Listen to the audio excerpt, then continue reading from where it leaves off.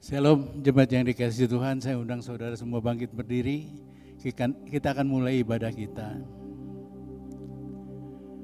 Pertolongan pada kita di dalam ibadah yang kudus ini datangnya dari Tuhan yang menciptakan langit dan bumi. Dia dengan setia memelihara seluruh ciptaannya. Bapa yang baik, Bapa yang kami kenal di dalam nama Tuhan Yesus, kami akan memulai ibadah kami. Kami percaya Tuhan, saat kami bawa hati kami di tempat ini, kami semua akan bertemu dengan Engkau. Dan kami semua Tuhan akan diarahkan untuk hidup sesuai dengan kebenaran firman Tuhan. Berkati Tuhan ibadah ini. Kami naikkan di dalam nama Tuhan Yesus Kristus, kami sudah berdoa dan mengucap syukur. Amin. Silakan duduk. Mazmur berkata, pujilah Tuhan hai jiwaku, pujilah Tuhan hai segenap batinku, dan janganlah lupakan segala kebaikannya. Mari saudara, saat ini kita mau masuk dalam hadirat Tuhan. Kita mau bawakan korban pujian, pengagungan yang tertinggi untuk Tuhan, amin. Kita mau nyanyikan pujian kemenangan buat Tuhan. Kita mau sama-sama bangkit berdiri.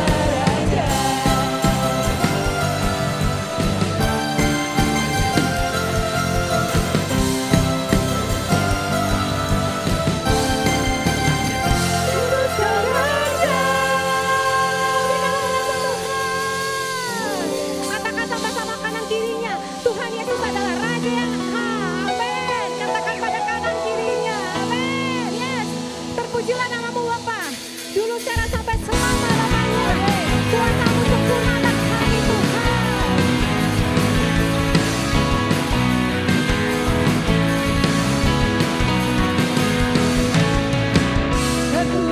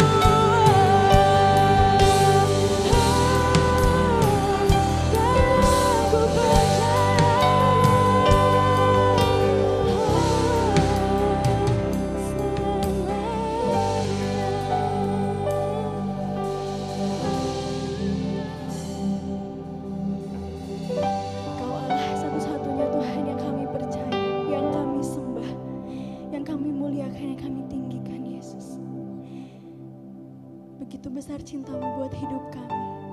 Terima kasih Tuhan Yesus, buat setiap cinta-Mu, buat bukti kasih, bukti kebesaran-Mu dalam hidup kami. Apapun yang terjadi dalam hidup kami, setiap musim hidup kami Tuhan, kami tahu Kau sungguh cinta kami. Dan kami mau kasih hidup kami Tuhan, hanya untuk memuliakan nama-Mu. Kau berikan seluruh hidup kami Tuhan, untuk menjadi saksi-saksinya Engkau. Kalau sebentar kami mau berikan apa yang menjadi miliknya Engkau, kami mau kembalikan apa yang menjadi punya-Mu. Kami berikan apa yang harusnya menjadi milik-Mu Tuhan. Berikan Tuhan hati yang penuh dengan limpah syukur dan sukacita Tuhan, untuk memberikan Tuhan, untuk menjadi berkat bagi kerajaan-Mu di bumi ini ya Bapa. Terima kasih Yesus. Siapkan hati kami lebih lagi ya Bapa. Dalam nama Tuhan Yesus kami sudah bersyukur. Haleluya. Amin. Selamat memberi.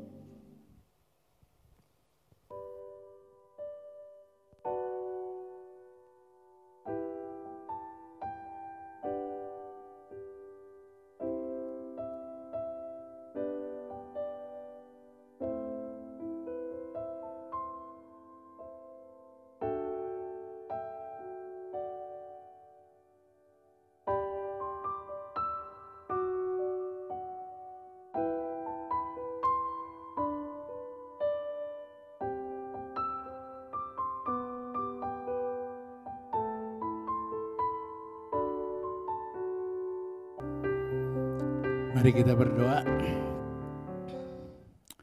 Terima kasih Bapa untuk segala kebaikan-Mu. Satu hal yang bisa kami ucapkan adalah kami bersyukur Tuhan. Kami bersyukur karena kami boleh memberikan persembahan untuk pekerjaan Tuhan di tempat ini. Kami bersyukur boleh ada di dalam rumah Tuhan dengan tiada kurang suatu apapun Tuhan. Dan kami bersyukur karena Engkau Allah yang tidak pernah meninggalkan kami. Terima kasih. Bila sebentar kami akan mendengarkan kebenaran firman Tuhan, melalui Roh Kudus Engkau yang menolong kami, memberikan iluminasi sehingga setiap firman Tuhan yang akan kami baca dan kami dengarkan sungguh-sungguh boleh menjadi kekuatan bagi jiwa kami, kekuatan dalam hidup kami, sehingga sungguh-sungguh hidup kami makin diarahkan sesuai dengan kebenaran-Mu. Di dalam nama Tuhan Yesus Kristus kami berdoa dan mengucap syukur. Amin.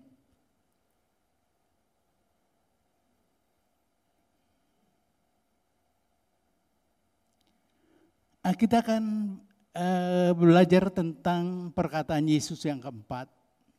Saya kasih judul Allah yang ditinggalkan. Saudara, sebelum kita baca ayat ini, saya ingin jelaskan kejadian-kejadian yang terjadi waktu itu. Yang pertama, ada kegelapan selama 3 jam. Kegelapan itu bukan kegelapan biasa, hanya awan yang menudungi kemudian lalu begitu saja. Tidak pernah saya lihat ada awan yang gelap berlangsung selama 3 jam, tidak pernah ada. Yang kedua, di akhir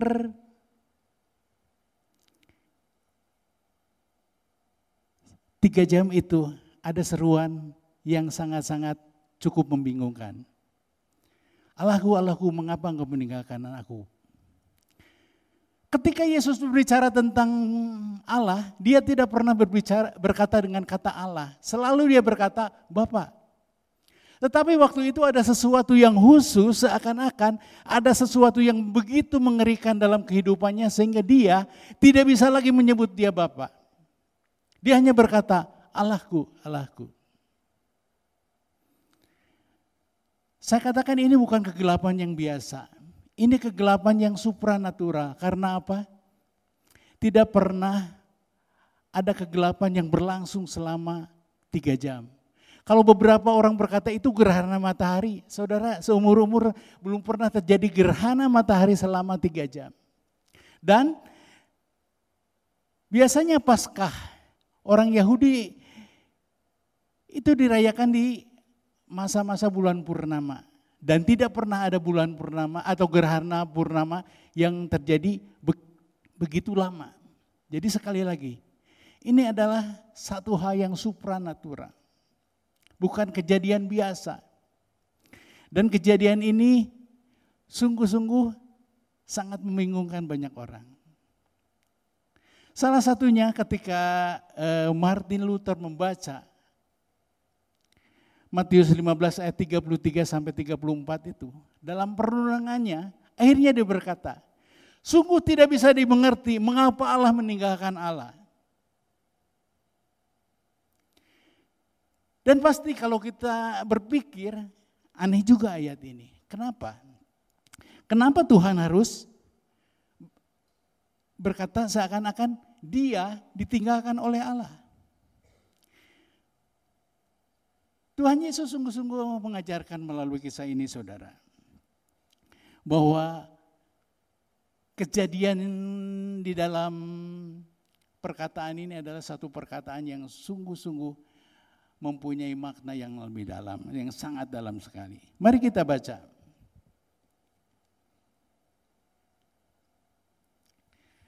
Markus 15 ayat 33 sampai 34. Mari kita baca bersama-sama saja. 2, 3. Pada jam 12, kegelapan meliputi seluruh daerah itu dan berlangsung sampai jam 3. Dan pada jam 3 berserulah Yesus dengan suara nyaring, Eloi, Eloi, lama sabachthani, yang berarti Allahku, Allahku, mengapa engkau meninggalkan aku?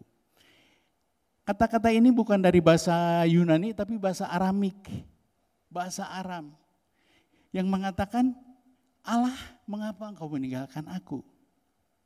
Yang sering menjadi pertanyaan adalah, benarkah Allah meninggalkan Tuhan Yesus? The Passion Translation mengatakan seperti ini.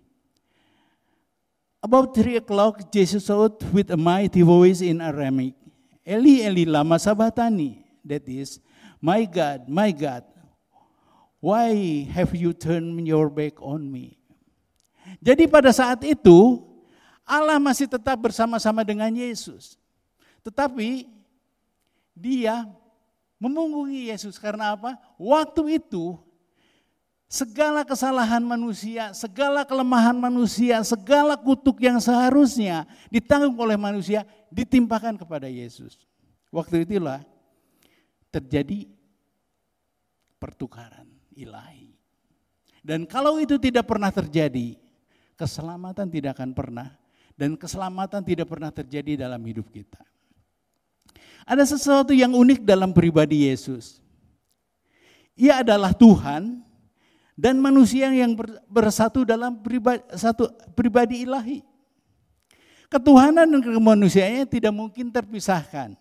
Ketika kita mencoba dengan akal kita memisahkan, maka kita akan ketemu satu hal. Penebusan tidak pernah bisa dilakukan. Kemanusiaan Yesus tidak memungkinkan dia menjadi korban yang berkenan kepada Allah dan menggenapi tuntutan dari hukum Taurat. Karena kemanusiaannya, seluruh manusia sudah dikuasai dosa yang diwarisi dari Adam.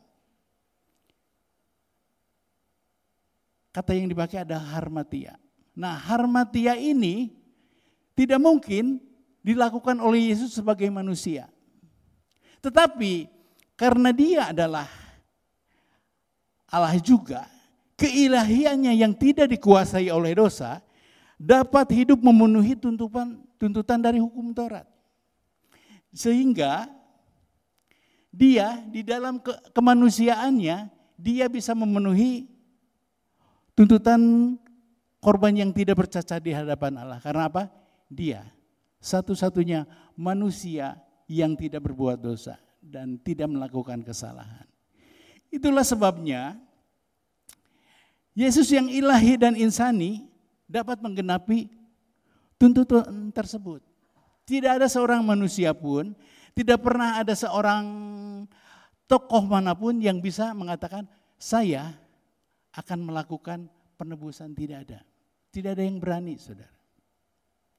Semuanya selalu merujuk dengan jalan ini, mudah-mudahan kita masuk surga. Dengan jalan ini, dengan melakukan tuntutan-tuntutan agama ini, kita bisa masuk ke dalam nirwana. Sekali lagi hanya Yesus yang bisa lakukan itu. Sadari, saudara. Perkataan ini sungguh-sungguh membuat kita menyadari bahwa keselamatan itu sungguh-sungguh diberikan oleh Tuhan. Dan keselamatan itu bukan mudah-mudahan. Kalau sampai saat ini ada di antara saudara yang berkata, mungkin saya masuk surga itu mudah-mudahan.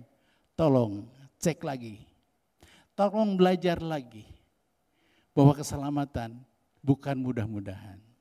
Jadi itu suatu kepastian. Pertanyaannya yang selalu saya katakan ketika saya masuk di dalam pelajaran apapun yang tentang keselamatan, saya selalu katakan, saudara sudah terima Tuhan? Sudah. Saudara pernah berbuat dosa setelah menerima Tuhan Yesus? Sudah. Saudara masih bisa masuk surga? Di sini pada diam saudara. Sebab mereka pikir keselamatan itu merupakan satu titik yang dikerjakan oleh Yesus ketika mereka terima Tuhan Yesus. Dan setelah itu mereka harus berjuang dengan kekuatannya sendiri. Itulah salahnya. Itulah kenapa banyak orang Kristen datang setelah menyadari hal ini dia merasakan saya ini tidak selamat karena saya berbuat dosa lagi. Perilaku dosa ini tidak sama dengan kata harmatia. Dipakai kata harmatano, perilaku perbuatan. Dan ini saya mau berikan kabar baik. Harmatia itu sudah ditanggung oleh Tuhan Yesus. Dan tidak ada seorang pun yang bisa menanggung hal itu. Tetapi hamartano masih bisa kita lakukan. Dan Tuhan berikan jalan keluar. 1 Yohanes 1 ayat 9 ketika dikatakan, ketika kita mengaku di hadapan Tuhan dosa-dosa kita. Mungkin saudara jatuh di dalam satu dosa dan bilang, Tuhan aku sudah gagal di dalam dosa ini. Dan yang harus kita lakukan apa? Kita akui dan kita perkatakan. Tetapi janji firman Tuhan ketika aku mengakuinya di hadapanmu, engkau akan menyucikan aku dari segala kesalahanku, dari dosa-dosaku. Dan saat itu hubungan saudara dipulihkan.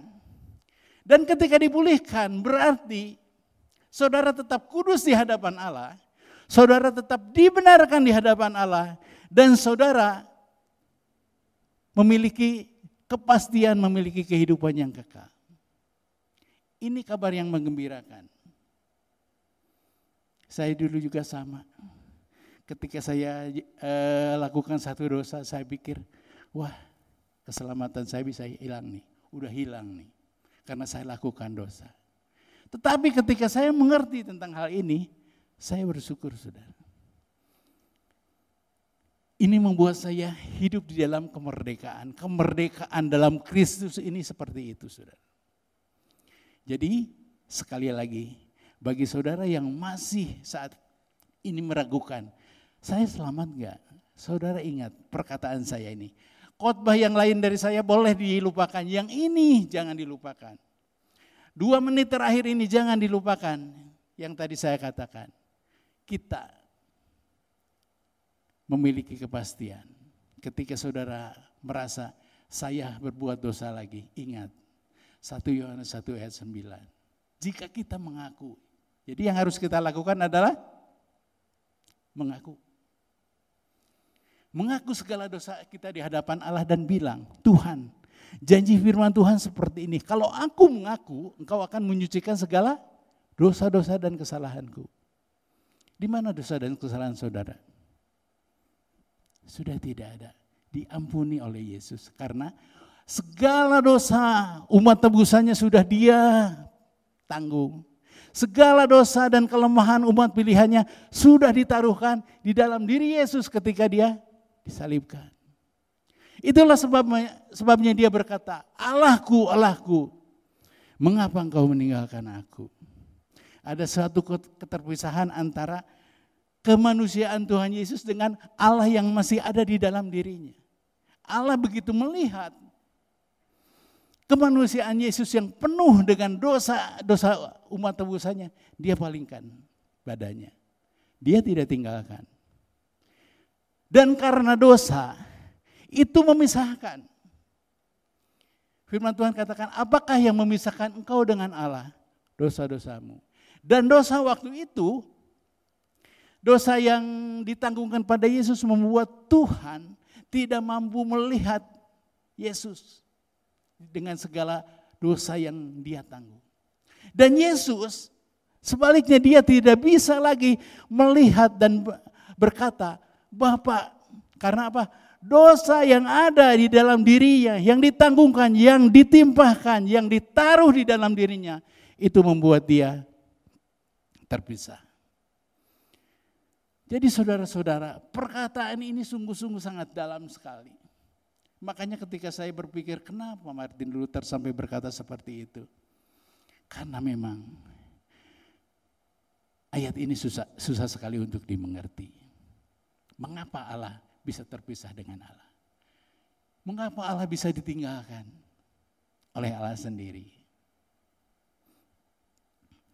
Roma 6 ayat 23 berkata bahwa upah dosa adalah maut. Semua manusia sudah mewarisi dosa. Dan hanya manusia ilahi Yesus yang tidak dikuasai oleh dosa yang diwariskan oleh Adam. Jadi luar biasa sekali saudara.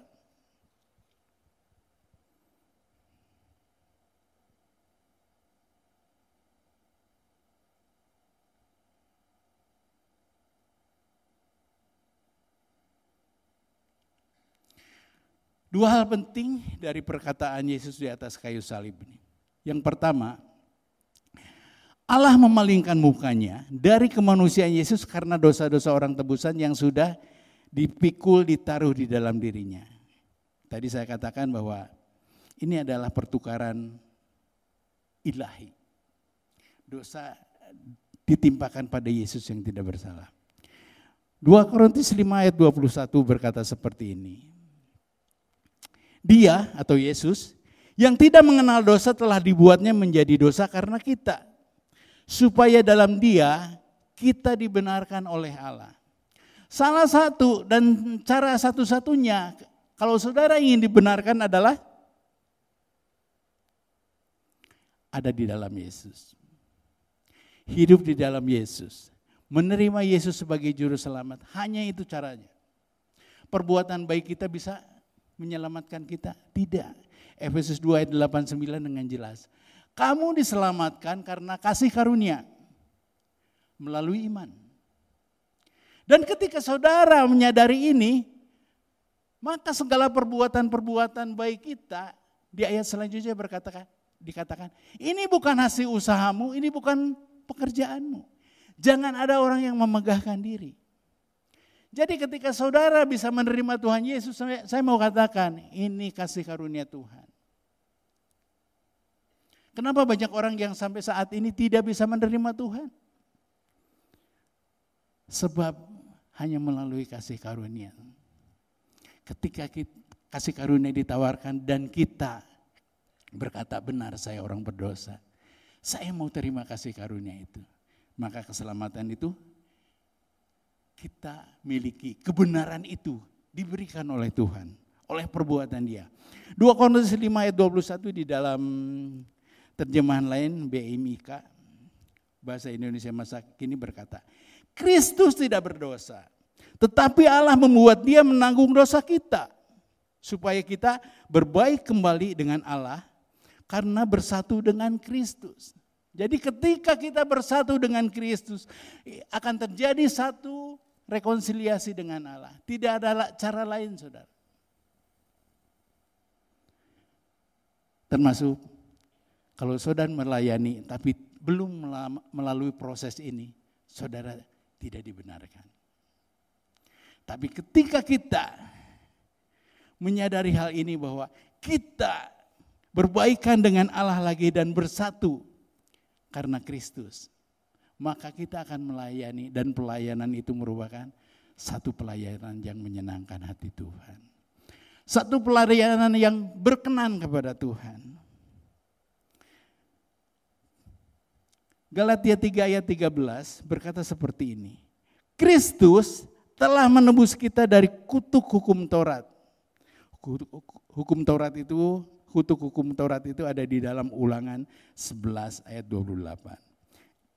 Kristus telah menebus kita dari kutuk hukum Taurat dengan jalan menjadi kutuk karena kita. Sebab ada tertulis, terkutuklah orang yang digantung pada kayu salib. Beberapa fenomena orang Kristen adalah seringkali mendengar ajaran-ajaran palsu. Salah satunya, mungkin kamu belum dibebaskan, harus lakukan pelepasan. Alkitabiah, dulu saya menganggap itu Alkitabiah dan saya pelakunya. Tetapi ketika saya mengerti kebenaran ini, saya berkata, saya bilang, kutuk itu sudah ditanggung oleh Tuhan Yesus. Tidak perlu lagi saya dilepaskan. Tidak perlu lagi ada pelayanan pelepasan di dalam diri saya. Karena saya ngerti itu. Jadi kalau ada di antara saudara yang pernah atau berpikir bahwa ketika saudara sudah terima Tuhan, ada kutuk-kutuk yang belum dilepaskan. Saya mau berkata, itu ajaran tidak benar.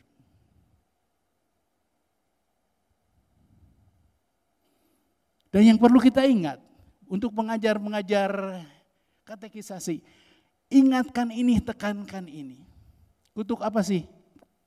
Segala kutuk hukum Taurat sudah ditanggung oleh Tuhan Yesus. Kita adalah orang-orang yang bebas dan sangat menikmati berkat-berkat Tuhan. Karena dikatakan, terkutuklah orang yang digantung pada kayu salib. Yesus dijadikan kutuk. Yesus yang tidak berdosa dibuat jadi korban karena diri kita. Segala kutuk kita, segala kelemahan kita, segala apapun yang terjadi di dalam diri kita, termasuk masa lalu kita, termasuk mungkin saudara bilang, saya orang sia, sudah ditanggung semua oleh Tuhan Yesus di atas kayu salib. Jadi saat ini saudara adalah orang-orang yang berhak menikmati, berhak menerima janji-janji Tuhan yang luar biasa. Janji apa yang Tuhan berikan pada kita? Sempurna.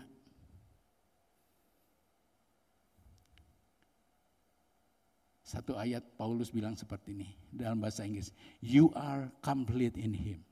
Kamu itu sudah sempurna, kamu itu sudah ada seutuhnya memiliki janji-janji Allah di dalam Kristus. Sekali lagi saudara, ketika saudara di dalam Kristus ini adalah satu hal yang sangat-sangat luar biasa, yang perlu disyukuri, yang perlu diingat terus-menerus. Sehingga pada saat kita ada di dalam keadaan mungkin terpuruk, ingat, kita ini ada di dalam Tuhan yang memiliki dan menyiapkan janji-janji yang utuh, yang komplit dan sempurna. Permasalahannya, kadang-kadang kita tidak percaya, termasuk saya. Kadang-kadang juga saya pikir, benar enggak sih?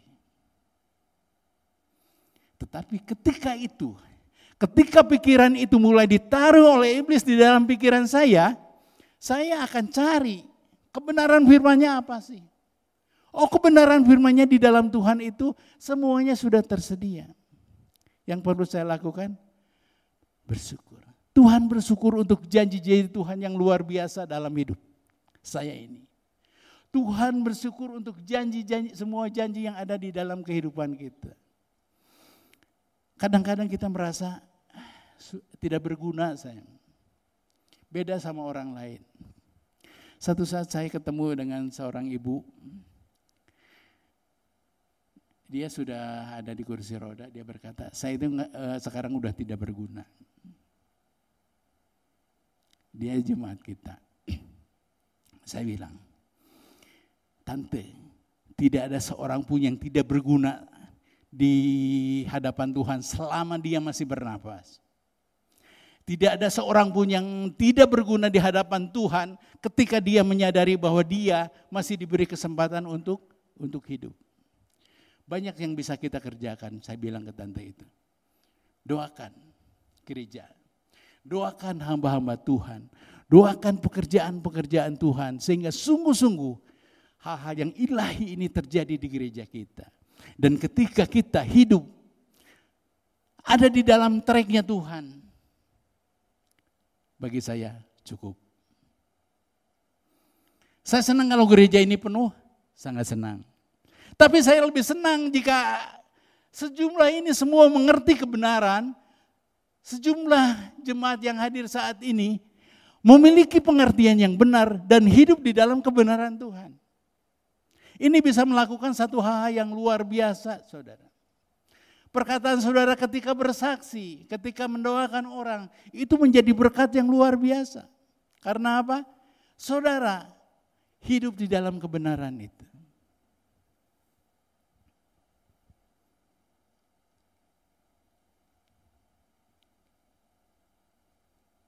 Berikutnya, Yesus Kristus menggenapi tuntutan hukum Taurat sebagai korban yang tidak bercela, yang sempurna untuk menebus orang-orang tebusannya. Tuntutan hukum Taurat sudah digenapi, saudara. Apalagi yang harus kita lakukan? Nah, ini yang menjadi permasalahan di dalam pelayanan Paulus. Banyak sekali orang-orang Kristen dari orang Yahudi datang dan berkata, orang Kristen waktu itu disebutnya Gentiles harus menyunatkan dirinya sesuai dengan hukum Taurat.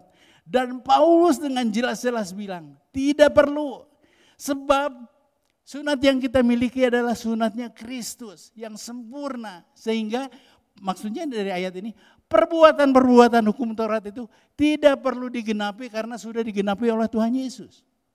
Dan kalau kita ingin menggenapi hukum Taurat, siapa yang bisa? Ada yang berani angkat tangan? Saya bisa genapi hukum Taurat. Yesus selalu memberikan satu alasan yang membuat orang menyadari bahwa mereka termasuk ahli Taurat dan orang Farisi tidak bisa melakukan hukum Taurat. Ketika berbicara tentang membunuh, orang berpikir bahwa membunuh adalah menghilangkan nyawanya. Tuhan Yesus berkata seperti ini, kalau engkau sudah membenci saudaramu, engkau sudah sama dengan membunuh.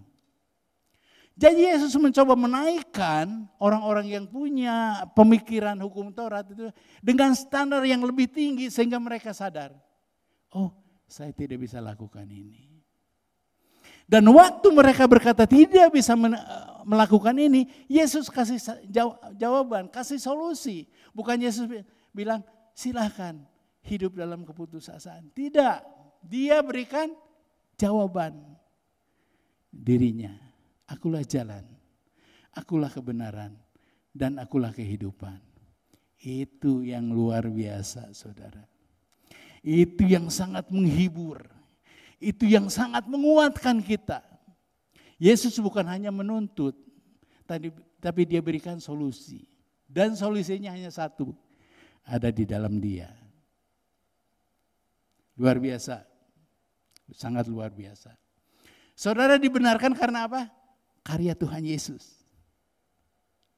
Saudara dikuduskan karena apa? Karya Tuhan Yesus. Saudara bisa hidup kudus? Pernah pikiran saudara kudus seumur hidup? Enggak kan? Kadang-kadang ada pikiran-pikiran yang nyeleneh, yang tidak benar, yang tidak sesuai dengan kehendak Tuhan. Tapi Tuhan melihat itu melalui karya Yesus yang sempurna. Ketika segala sesuatu, dosa, kelemahan, ketidakmampuan kita, dia taruhkan di dalam kemanusiaan Yesus. Waktu itulah kita benar di hadapan Tuhan, kudus di hadapan Tuhan. Sehingga hidup kita ini adalah hidup yang tinggal mengucap syukur untuk karya Yesus yang sangat sempurna. Jadi keselamatan itu hanya ada di dalam diri Tuhan Yesus. Kita baca Kisah Para Rasul 4 ayat 12, ayat yang sangat terkenal. Tetapi saya yakin ketika kita membaca ini dengan pengertian yang benar, itu makin meneguhkan kita. Silakan. Kisah Para Rasul 4 ayat 12.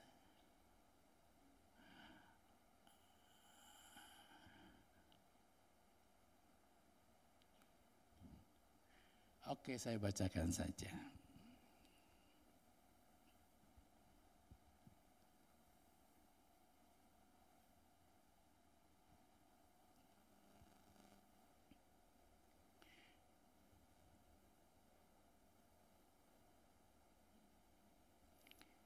Kisah Para Rasul 4 ayat 12.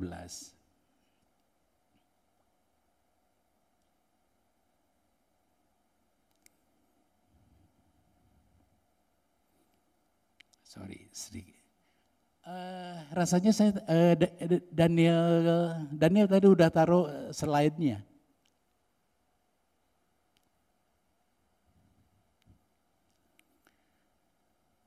Ya.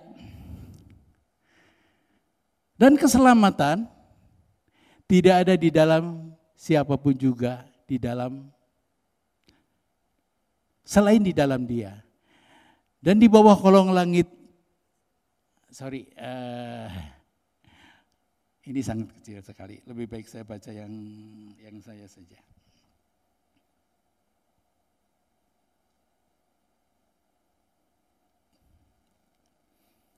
Kisah Rasul pasal 4 ayat 12. Dan keselamatan tidak ada di dalam siapapun juga selain di dalam Dia. Sebab di bawah kolong langit ini tidak ada nama lain yang diberikan kepada manusia yang olehnya kita diselamatkan. Sekali lagi, berarti tidak ada keselamatan di luar Kristus.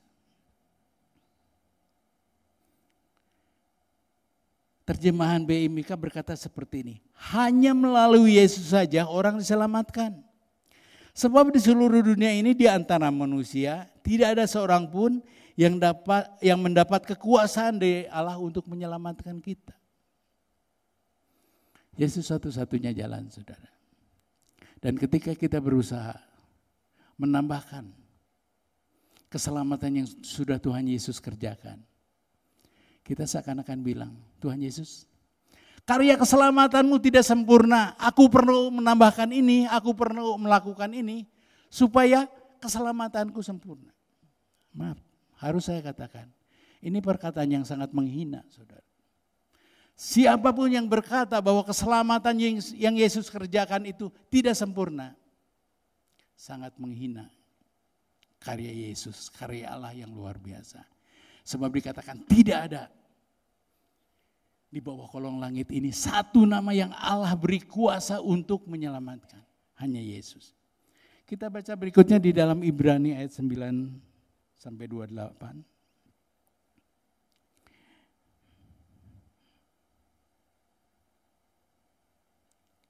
Ibrani 9 ayat 28.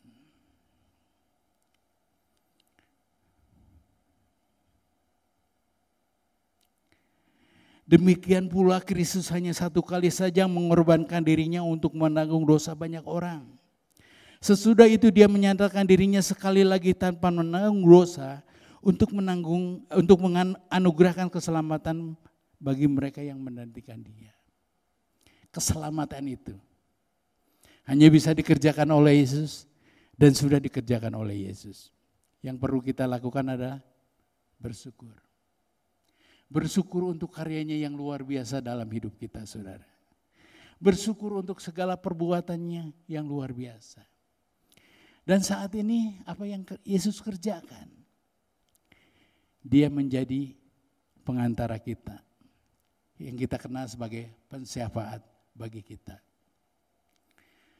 Pensyafaat ini hanya dikatakan diberikan untuk Yesus saja.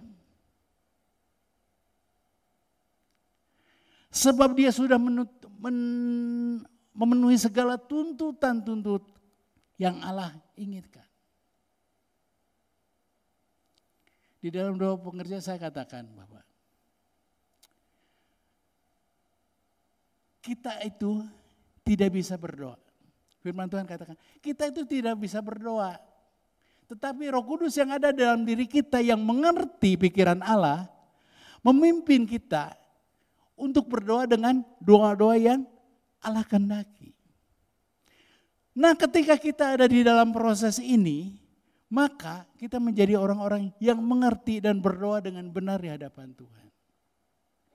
Seringkali doa kita adalah doa yang mencari kepuasan kita, kemanusiaan kita, daging kita. Tetapi ketika kita menyadari bahwa Roh Kudus ada di dalam diri kita. Roh Kudus adalah penolong atau parakletos. Dia yang akan memimpin kita dengan doa-doa yang Allah kehendaki. Karena Roh Kudus tahu dan menyelidiki apa yang Allah kehendaki. Sehingga doa kita ini adalah doa yang sungguh-sungguh berkenan di hadapan Tuhan. Dan karena itu ketika tuntutan hukum Taurat ini sudah ditebus oleh Tuhan Yesus, segala yang kita perbuat akan selalu selaras sesuai dengan kehendak Tuhan. Jadi sekali lagi, ada dua hal yang kita harus ingat. Allah memalingkan mukanya dari kemanusiaan Yesus karena dosa-dosa kita. Dan tidak ada keselamatan penebusan di luar diri Tuhan Yesus. Tuhan Yesus sendiri yang menggenapi tuntutan hukum Taurat, menjadi korban yang tidak bercela. Tidak perlu lagi ada korban, tidak perlu ada hal-hal yang perlu kita kerjakan di luar karya Yesus. Yang perlu kita lakukan adalah berbuat baik karena kita bersyukur bahwa Dia sudah menyelamatkan kita, Dia sudah menebus kita, Dia sudah membenarkan kita, Dia sudah menguduskan kita. Amin. Mari kita berdoa.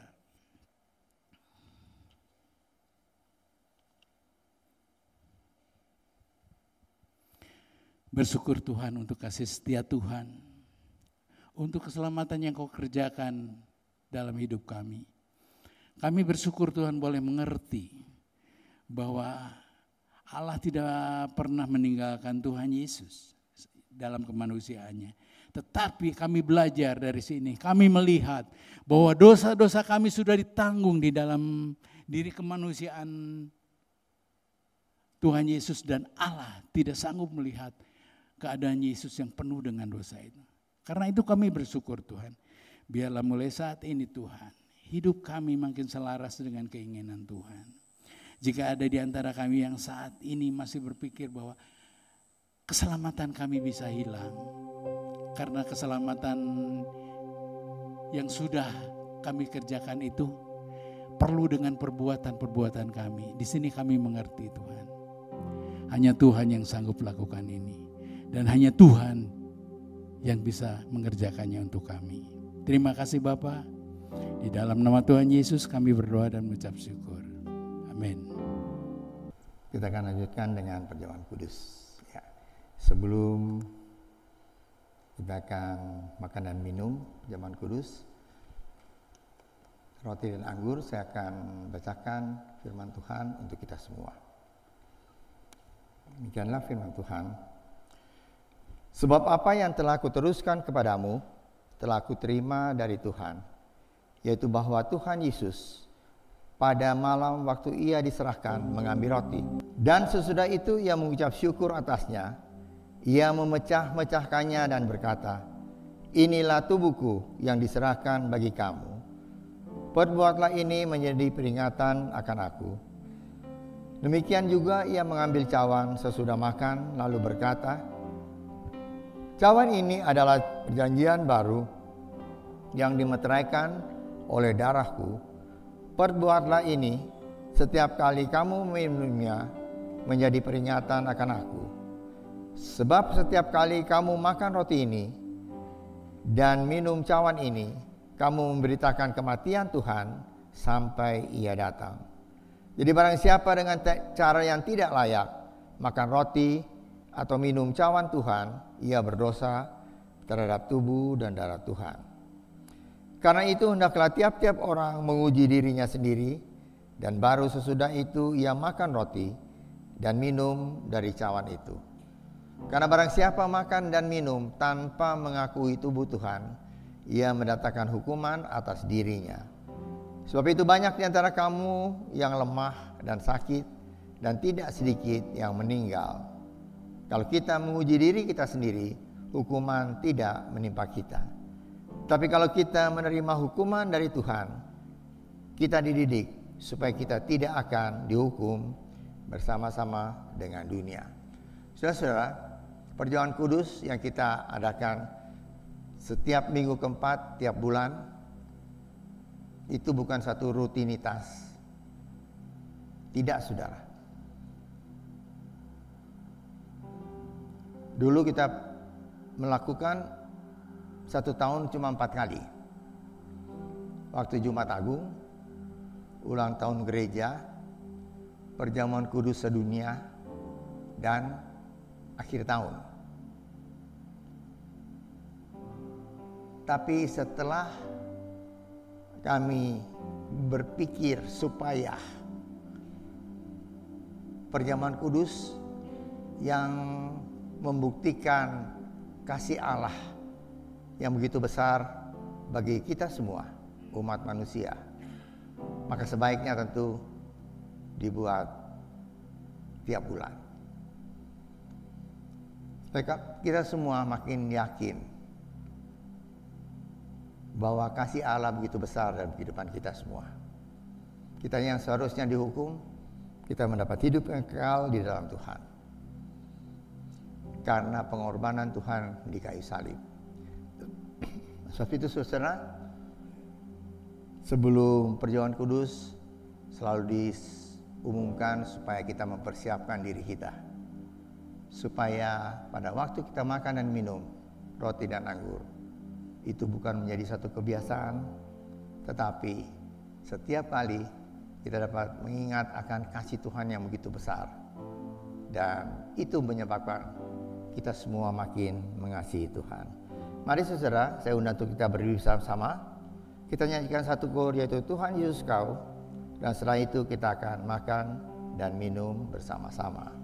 Tuhan Yesus Kau, dengan cintanya mati karena dosaku,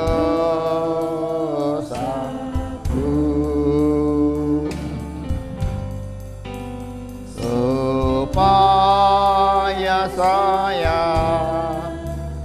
percaya Dia dan hidup sampai selamanya. Mari kita berdoa. Bapa kami dalam surga, kami ucap syukur Tuhan. Kami akan menerima sakramen perjamuan kudus. Roti dan anggur yang membayangkan, yang membuktikan begitu besar kasih Allah. Engkau telah mati di atas kayu salib untuk menebus dosa-dosa kami semua. Terima kasih Tuhan atas berkat Tuhan. Oleh sebab itu, pada saat kami akan makan dan minum, ini boleh kami terus mengingat akan kasih karunia Allah, anugerah Allah yang begitu besar dalam kehidupan kami semua. Sehingga rasa syukur kami boleh makin bertambah-tambah dalam Tuhan atas kasih karunia Tuhan untuk kami. Terima kasih Bapa. Kami serahkan perjamuan kudus ini ke dalam tangan Tuhan. Kami akan makan dan minum. Mari Tuhan, Tuhan pimpin sampai ini selesai. Terima kasih Bapa. Dalam nama Tuhan Yesus Kristus, kami sudah berdoa dan mengucap syukur. Amin. Saudara, mari kita angkat roti yang ada di tangan kanan saudara, lebih tinggi dari hidup saudara. Roti adalah lambang dari tubuh Tuhan Yesus yang dipecah-pecahkan untuk kita. Tubuh Tuhan Yesus hancur di kayu salib. Ia menderita, dicemati, ia dipukul, diludahi. Semuanya dia terima karena dia amat mengasihi saudara dan saya. Yesus yang tidak mengenal dosa telah dibuatnya menjadi dosa karena kita, supaya di dalam Tuhan Yesus kita dibenarkan oleh Allah, kita diselamatkan dan memperoleh hidup yang kekal. Dan oleh bilur-bilurnya segala penyakit kita telah disembuhkan. Dan ketika mereka sedang makan, Yesus mengambil roti, mengucap berkat atasnya, memecah-mecahkannya, lalu memberikannya kepada murid-muridnya dan berkata, ambillah, makanlah, inilah tubuhku yang diserahkan bagi kamu. Perbuatlah ini menjadi peringatan akan daku. Bukankah roti yang kita pecah-pecahkan adalah persekutuan dengan tubuh Kristus? Marilah kita makan bersama-sama dalam nama Tuhan Yesus Kristus. Amin.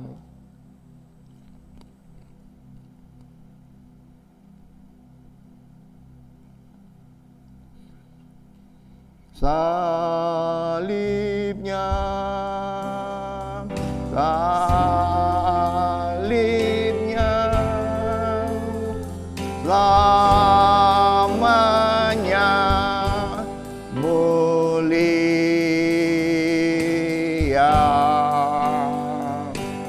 Dosaku disucikan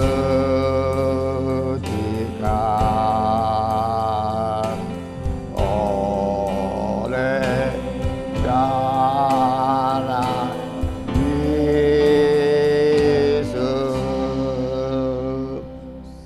Mari saudara, angkat cawan yang berisi anggur di tangan kanan saudara, lebih tinggi dari hidup saudara. Cawan anggur ini adalah lambang darah Yesus yang tercurah untuk menyucikan segala dosa kita. Bagaimanapun besar, berat dan hitamnya dosa kita, darah Yesus Kristus menyucikan kita dari segala dosa. Dan jika kita mengaku dosa kita, maka Ia adalah setia dan adil dan akan mengampuni segala dosa kita dan menyucikan kita dari segala kejahatan. Kita dibenarkan, kita dikuduskan di dalam Kristus dan diangkat menjadi anaknya. Sesudah makan, Ia mengambil cawan, mengucap syukur, lalu memberikan kepada mereka dan berkata, "Cawan ini adalah perjanjian baru yang dimeteraikan oleh darahku. Minumlah kamu semua, sebab inilah darahku, darah perjanjian yang ditumpahkan bagi banyak orang untuk pengampunan dosa. Perbuatlah ini setiap kali kamu meminumnya menjadi peringatan akan daku." Bukankah cawan pengucapan syukur yang atasnya kita ucapkan syukur adalah persekutuan dengan darah Kristus? Marilah kita minum bersama-sama dalam nama Tuhan Yesus Kristus. Amin.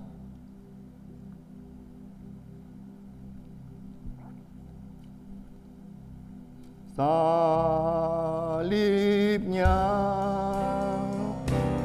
salibnya, selamanya mulia.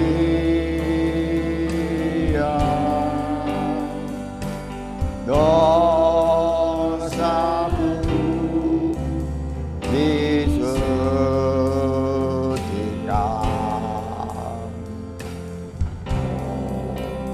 oleh darah Yesus.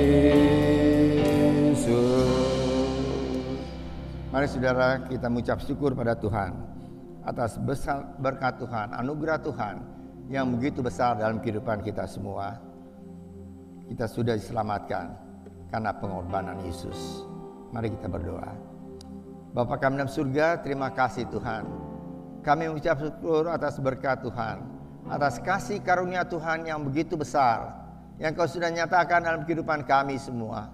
Siapa kami Tuhan? Kami adalah orang berdosa, orang yang patut dihukum, karena upah dosa adalah maut. Tapi kami ucap syukur, Kau sudah datang dalam dunia ini, mati di atas kayu salib, mengorbankan nyawa untuk menebus dosa-dosa kami semua. Terima kasih Bapa. Roti dan anggur sudah kami makan dan minum, dan sekarang sudah bersatu dalam tubuh kami. Dan kami percaya, kalau kami datang dengan sakit penyakit, kami pulang sudah disembuhkan oleh Tuhan. Kalau kami datang dengan hati yang susah, kami pulang sudah dihibur oleh Tuhan. Kalau kami datang dengan tubuh yang lemah, kami pulang sudah dikuatkan oleh Tuhan. Kami percaya Engkau tidak pernah meninggalkan kami, menyertai hidup kami dimanapun kami berada. Terima kasih Bapa.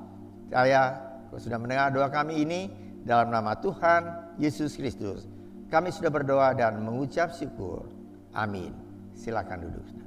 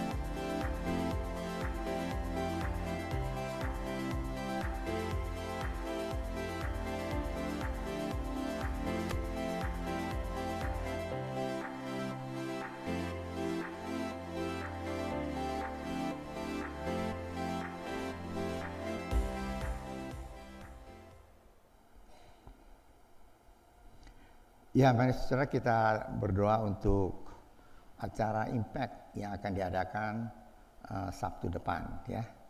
Supaya Tuhan sendiri memimpin acara ini. Acara ini khusus untuk kaum muda. Supaya Tuhan memimpin acara ini dan semua yang hadir boleh mendapat berkat dari acara Impact ini. Baik, kita tetap berdoa untuk pemerintah kita yang sekarang kita tahu bersama tengah dalam kegiatannya yaitu menghitung semua surat-surat suara yang sudah masuk, dan kalau tidak salah permulaan Maret akan diumumkan hasil penghitungan terakhir yang dilakukan oleh KPU. Ya, kita berdoa supaya semuanya boleh berjalan lancar, dan tentu seperti doa kita semua, siapapun yang terpilih itu adalah orang yang akan memimpin bangsa negara kita menjadi negara yang lebih maju lagi. Mari saudara, kita akan tutup ibadah kita dengan doa. Saya undang untuk kita berdiri bersama-sama, kita akan masuk dalam doa. Mari kita berdoa. Bapa kami dalam surga, terima kasih Tuhan untuk berkat Tuhan bagi kami semua. Terima kasih Engkau sudah memimpin seluruh kebaktian ini dari awal hingga selesai dengan berkat Tuhan. Terima kasih Tuhan, kami sudah menyelesaikan ibadah ini dan juga menerima sakramen perjamuan kudus. Ajar pada kami, supaya kami terus mengingat mengenang akan kasih Tuhan yang begitu besar dalam kehidupan kami semua. Tempat ini kami tetap berdoa untuk pemerintah kami. Dan sekarang Tuhan sedang menghitung suara yang masuk setelah pemilu. Mari Tuhan Kau tolong sehingga penghitungan yang terakhir yang akan diumumkan oleh KPU semuanya boleh berjalan dengan baik dan pertolongan Tuhan. Dan sekali lagi Tuhan, siapapun yang akan meminta bangsa negara kami ini jadi orang yang menjadi pilihan Tuhan sendiri untuk membawa Indonesia lebih maju. Terima kasih Bapa untuk berkat Tuhan.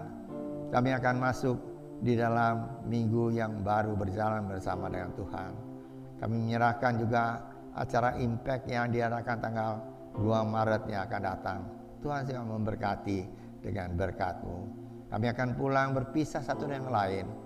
Mari Tuhan Kau berkati keluarga kami, usaha kami, pekerjaan kami, kuliah, sekolah anak-anak kami semua. Berkati dengan berkat Tuhan. Percaya Tuhan Kau sudah mendengar doa kami, dan ucapan syukur kami ini kami naikkan dalam nama Tuhan Yesus Kristus yang menjadi juru selamat kami yang hidup. Saudara yang dikasihi oleh Tuhan, angkatlah tangan saudara untuk menerima berkat Allah. Arahkan hati saudara kepada Tuhan dan hadirat-Nya, maka berkat Allah memenuhi hidup saudara. Berkat Allah memenuhi keluarga saudara. Berkat Allah memenuhi kesehatan saudara. Berkat Allah memenuhi pekerjaan saudara.